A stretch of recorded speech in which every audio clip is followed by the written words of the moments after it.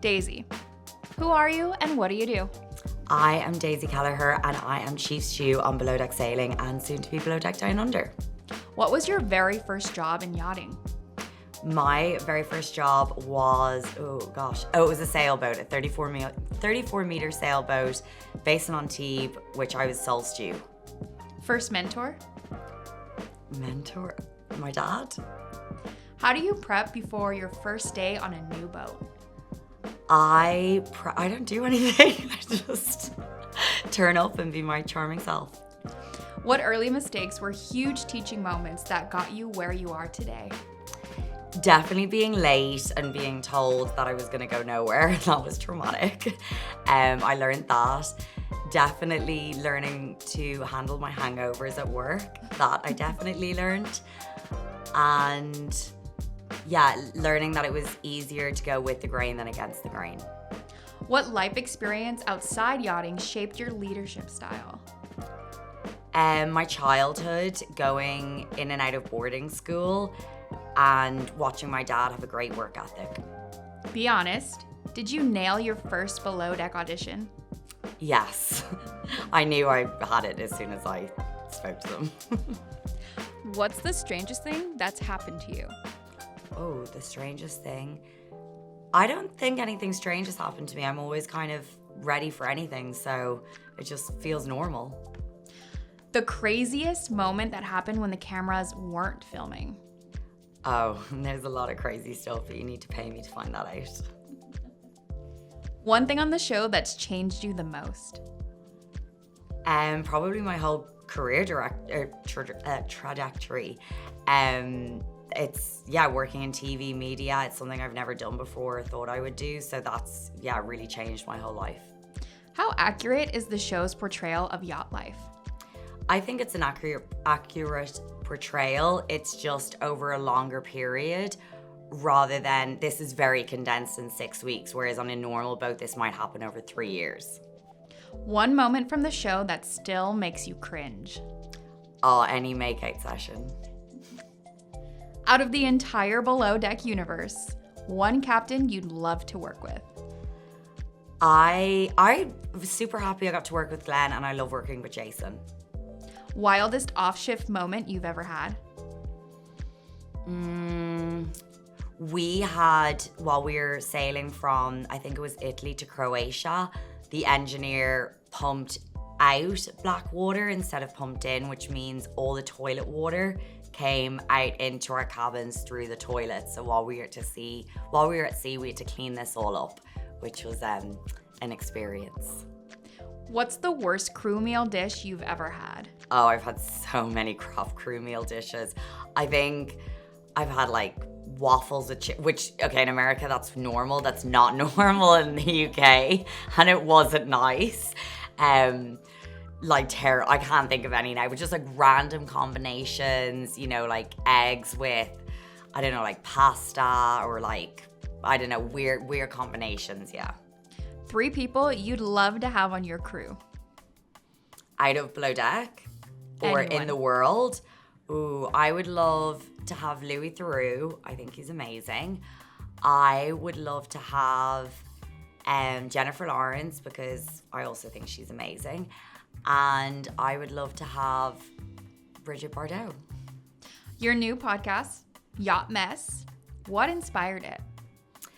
I have always enjoyed talking, so that felt really natural and an area I really wanted to develop further. And Marc, who's my co-host, he was a guest on Below Deck Sailing and he's also a podcast host, and we just had great chemistry in this. I think, as long as you're working and you never feel like you're working, you're winning at life. So it felt like a natural progression to do it. How do you choose the stories you unpack on the show? That is Marc. I just deliver the content and the facial expressions. He is the one who comes up with the content, but it's just about getting to know each other and, getting to know our audience through mess mail and just kind of bringing our fans on our messy lives journeys with us. What's the wildest Yacht Mess episode idea that's been pitched? I don't know. We're getting into like sticky territory. Like I am being very, very vulnerable the last few episodes, which are about to come out. Just like crazy dating stories. You're gonna learn more about my sex life if you don't already know a lot about it. I'm pretty vulnerable and unfiltered anyway, but this is like taking it to an extra level. Which story made you laugh the hardest? Honestly, all of them. It's, we have great chemistry, we have great banter. Even watching them back, I'm like, I did not know my face was that expressive. Maybe that's why I don't have that many friends. I don't know, but it's laughing from start till finish. How do you keep episodes feeling fresh week after week? I think, because me and Marc, we actually didn't know each other that well beforehand. So I think what's fun about Yacht Mess is that you're kind of getting to know us together and we're all becoming friends at the same time. And I think being, two people, he's in his early 40s, I'm in my late 30s, we've lived life. So we have stories to tell. We've got things to talk about. He lives in New York. He's part of the gay community. I live in London. I'm still trying to figure out, single life. So yeah, we're on a journey and we're hoping everyone wants to come along with us. Who's your dream guest? I'm gonna go with Jennifer Lawrence. What surprised you most about launching a podcast? It's still a learning curve. I think I definitely learned I'm a natural, which is great. I'm not shy of spilling my secrets. I'm learning a lot about YouTube. I'm learning a lot from Marc as well, how to, interview people, and he's more experienced in that field, so he's really good at leading the conversation. How do you handle homesickness on long charters? I don't get homesick. What's the wildest guest behavior you've witnessed while traveling? I mean, working in the hospitality industry, like you always see, people's manners are just wild. Below Deck has obviously fed us some pretty interesting people. I think I drink alcohol, I like to have fun, but watching people drink and how it can change them in a positive or a negative way, and when you're completely sober, is kind of wild. What's the most unusual guest request you've fulfilled?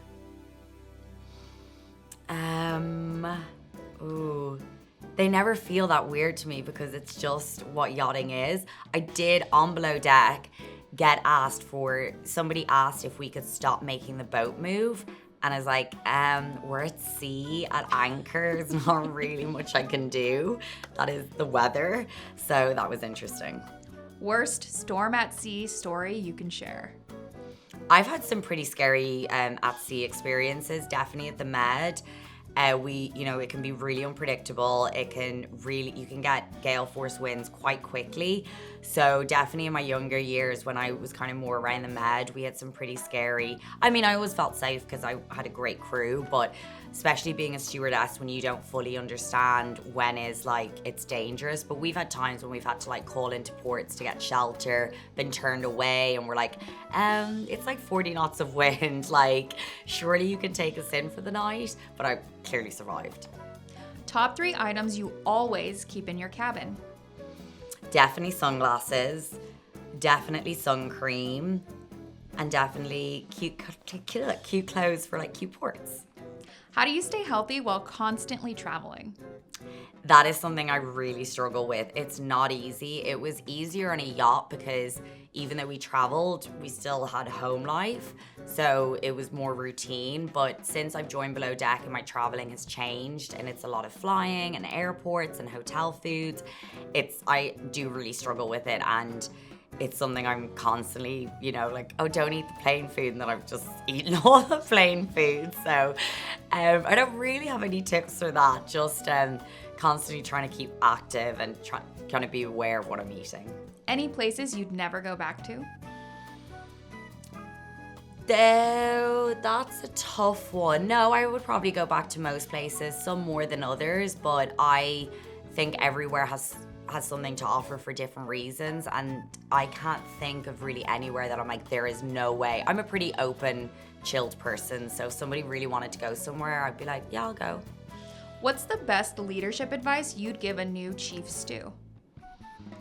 I think being approachable and understanding will get you very far. I think having, earning the respect of your peers, they will, do anything for you. They'll bend over backwards, which is essentially what we need to do. Look after the people below you and they'll look after you. How do you keep standards high without burning people out? I say I prioritize people's mental health and hours of rest, because I think that's more productive in the long run, and I think your standards are able to keep higher than working people to the bone. Best way to handle a guest complaint is unreasonable. Just say, sure, I'll pass that on to my superior, and then just go behind and roll my eyes. How do you find your zen?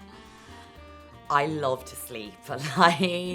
Sleep is my happy place. I do suffer from overthinking, and I'm quite anxious, so it is hard for me to unwind. But once I do unwind and I'm able to clear my head, when I'm sleeping, I just feel so zen. Obviously, I have no problems in the world, and it's the place. So if I'm feeling really stressed or overwhelmed, I'll try and go nap.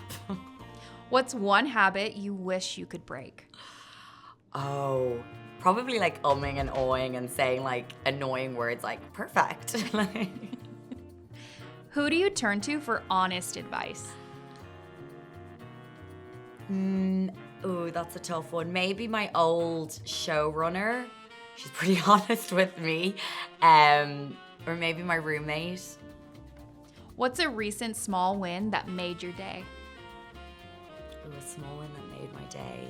I think at the moment, having the podcast launch and sometimes when people DM me, which I've had the most amazing supporters over the last 5 years, but it's really exciting to be able to show something new and a project that's mine. So the last few weeks we've been getting DMs of people saying how much they love the podcast, and that's definitely putting a huge smile on my face. Do you ever get starstruck on charters? Yeah, maybe. Yeah, a little bit, yeah. Favorite celebrity who was actually down to earth? Oh gosh. Putting me on the spot. Favorite celebrity that was down to earth?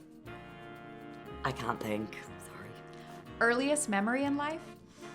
I have a weird memory when we were very young. I must have been 5. I have the worst memory, so I can't think past 5. But my mom used to come out of the shower and used to hold her towel like this. So I remember just seeing her bum all the time when she'd come out of the shower. It's such a weird memory, but that lives very clearly in my head. One food you absolutely hate? Sardines. Is there a conspiracy theory you actually believe? Oh, I did a podcast recently that I'm a flat earther. I'm not a flat earther. I was getting a lot of DMs about that with seriously concerned people. Maybe the government knows more than they're letting on. What scares you? Death. One thing you can't live without? My phone. Mediterranean or Caribbean? Ooh, Caribbean. Champagne or Prosecco? Champagne.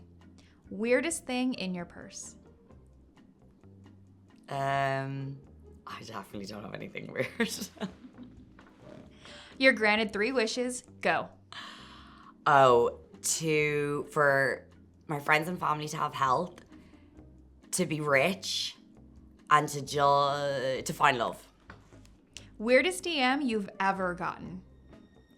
Oh, I've gotten a lot of weird DMs. I've gotten people giving me backhanded compliments. I've gotten dick pics. I've gotten people thinking that they're in offering to be in a relationship with me. Yeah, some odd ones. Weirdest DM you've actually replied to? I say thanks a lot to the DMs. What's one rumor you want to set the record straight on?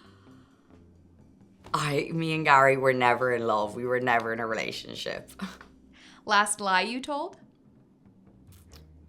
Ooh, I don't really lie. One unpopular opinion you stand by? That I'm a mess. What scares you more than anything? Death. One truth someone told you recently that stung, but you needed it.